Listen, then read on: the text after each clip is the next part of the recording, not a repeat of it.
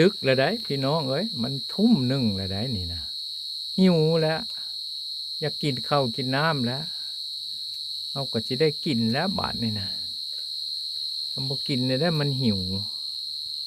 แล้วมันก็สิแซ่บบ่คือหมูได้เพราะว่าเพิ่นเว้าว่าถ้าอึดแล้วอยากบ่อึดแล้วบ่อยากนี่แกงหมูของเฮานี่แกงหมูของเราเนี่ยเอ้ยพี่น้องเอ้ยข้าวเหนียวนี่คุยเอาแล้วมันเอาลองเบิ่งก็ได้เบิ่งบ่ลองก็ได้ดอกครับกินอะไรนี่แหละมันแซ่บอยู่แล้วอันนี้แหละเรียกว่าจ้ำน้ำโอ้โอ้มือหลังต้องหาหมักฝักมาใส่เม่นนะครับใช่มันที่หอมต้องท่านผู้ชมที่เคารพตอนนี้นะมันทุ่มกว่าแล้วได้เนี่ยนั่งภาวนาก็เอาแล้วอาหารก็มาแล้วนี่แกงหมูใส่หมักบวบจานนี้ถ้วยอันกะลำอันกระทะนี่นั่นถ้าขายสยบบ่ต่ำก็80เด้อนี่เพราะว่าหมูนี่มันก็เท่าใดละกิโลนึงนี่ป้าบางคนนะสิบ่ฮ้อนบ่ฮ้อนนักเปล่าโอ้ยเป่าบางคนเจ็บฟันจ้ะเนาะเอาไม่1 2 3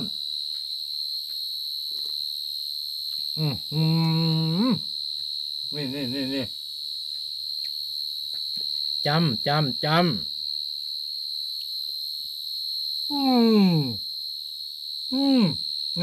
ี่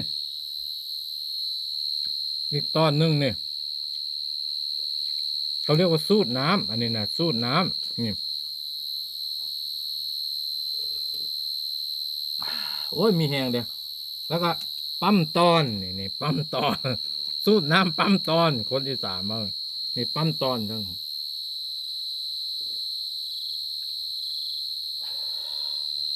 มดเมืองมาแล้วพี่น้องเอ้ยมาโอ้ลืมไป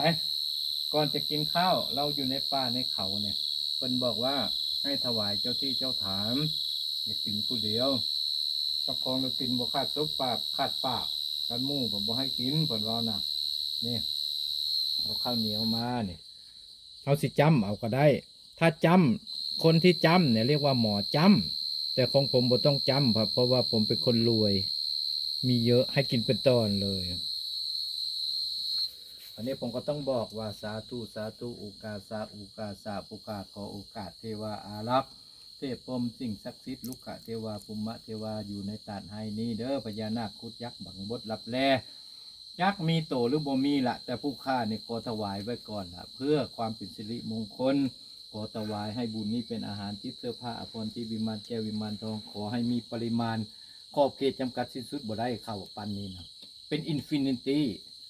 มาเลยขับทั่วจักรวาลนี่ให้มากินอย่าอึดอย่าอยากอย่าหิวอย่าโหยเด้อมาไว้ทางนี้ละสาธุเด้อไว้อยู่สูงแน่วันนี้กินหลายๆอิ่มๆบุญ